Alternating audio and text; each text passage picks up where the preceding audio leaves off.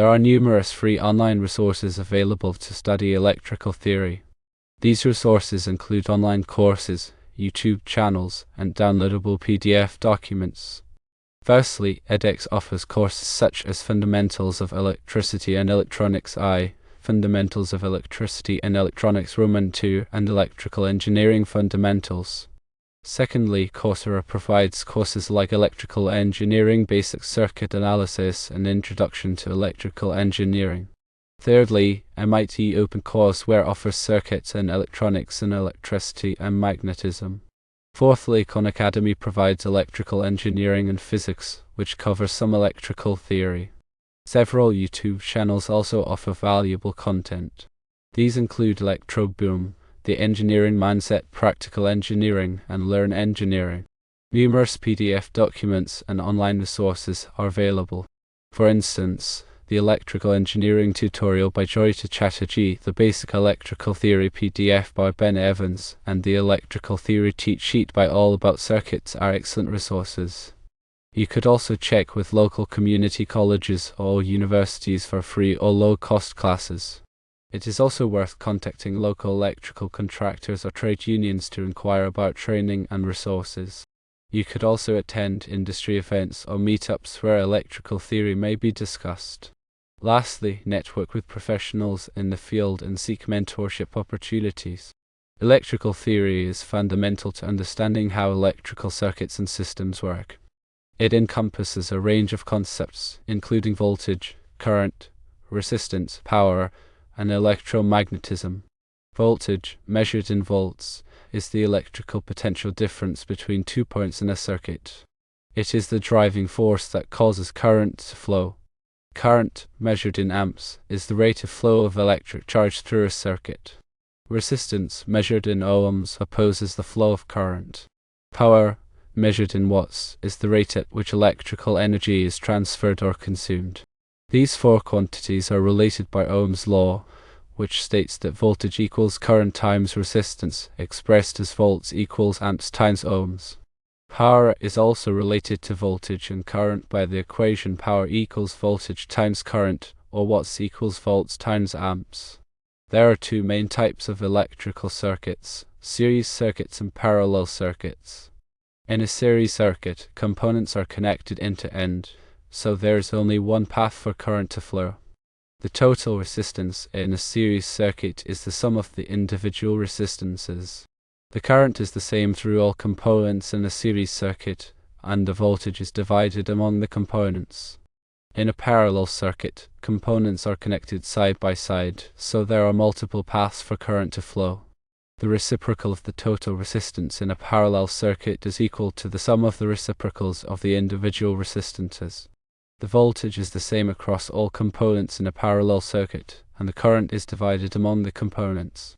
Electrical components can be classified as either passive or active. Passive components, such as resistors, capacitors, and inductors, do not require an external power source to operate. Active components, such as transistors, diodes, and integrated circuits, require an external power source to operate. Resistors are used to limit current flow in a circuit. Capacitors store electrical energy in an electric field. Inductors store electrical energy in a magnetic field. Diodes allow current to flow in only one direction. Transistors are used to amplify or switch electronic signals. Integrated circuits are complex circuits that contain many components on a single chip. Electromagnetism is the interaction between electricity and magnetism. A magnetic field is produced by a moving electric charge. A changing magnetic field can induce an electric current. This principle is used in generators and transformers. Electrical safety is of paramount importance when working with electrical circuits and systems. Always follow safety precautions to avoid electric shock and other hazards. Firstly, always turn off the power before working on any electrical circuit. Secondly, use insulated tools to prevent electric shock. Thirdly, never work on electrical circuits in wet or damp conditions. Fourthly, be aware of the potential hazards of high voltage and high current. Fifthly, follow the National Electrical Code also known as NEC, and other applicable electrical codes and standards. Understanding the NEC is crucial for any electrical work. The NEC provides guidelines and regulations for safe electrical installations. It covers topics such as wiring methods, overcurrent protection, grounding, and equipment installation. Familiarity with the NEC helps ensure that electrical systems are installed and maintained safely and correctly. Grounding is a critical safety measure in electrical systems. Grounding provides a low impedance path for fault current to flow back to the source, which helps to trip the circuit breaker or fuse and prevent electric shock. Grounding also helps to reduce electrical noise and interference. Overcurrent protection devices, such as circuit breakers and fuses, are used to protect electrical circuits from overloads and short circuits. Circuit breakers are reusable devices that trip and open the circuit when an overcurrent occurs. Fuses are one-time devices that melt and open the circuit when an overcurrent occurs. Wiring methods refer to the types of conductors and raceways used in electrical installations. Common wiring methods include non-metallic sheet cable, also known as NM cable or Romex, armored cable, also known as AC cable or BX cable, and conduit. Conduit is a rigid metal or plastic tubing used to protect conductors. Electrical equipment must be installed in accordance with the NEC and manufacturer's instructions. Equipment should be properly grounded and protected from physical damage. Proper labeling and identification of electrical equipment is also important for safety and maintenance. Electrical drawings, also known as blueprints or schematics, are used to represent electrical circuits and systems. Electrical drawings show the location of components, wiring connections, and other important details. Understanding electrical drawings is essential for installing, troubleshooting, and maintaining electrical systems. There are many different types of electrical circuits and systems, including residential wiring, commercial wiring, and industrial wiring. Residential wiring typically involves 120 volts and 240 volts single-phase power. Commercial wiring may involve 120 volts, 208 volts, 277 volts, and 480 volts three-phase power. Industrial wiring may involve 480 volts, 600 volts, and higher voltages three-phase power. Three-phase power is more efficient than single-phase power for large loads. Understanding different types of electrical equipment is also important. Electrical equipment includes transformers, motors, generators, switchgear, and control panels. Transformers are used to step up or step down voltage. Motors are used to convert electrical energy into mechanical energy. Generators are used to convert mechanical energy into electrical energy. Switchgear is used to control and protect electrical circuits. Control panels are used to house electrical control equipment.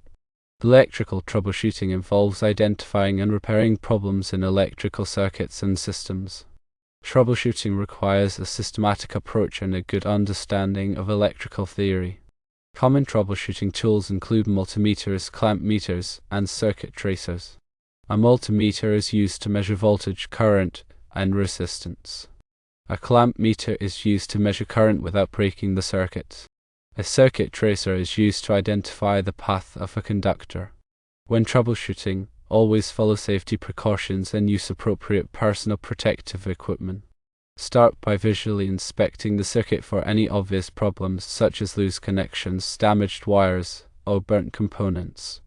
Then, use a multimeter to measure voltage and current at various points in the circuit to identify the source of the problem.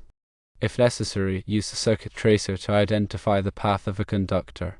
Once the problem has been identified, repair or replace the faulty component or wiring. After completing the repair, test the circuit to ensure that it is working properly. Electrical maintenance is essential for ensuring the safe and reliable operation of electrical systems. Regular maintenance can help prevent problems and extend the life of electrical equipment.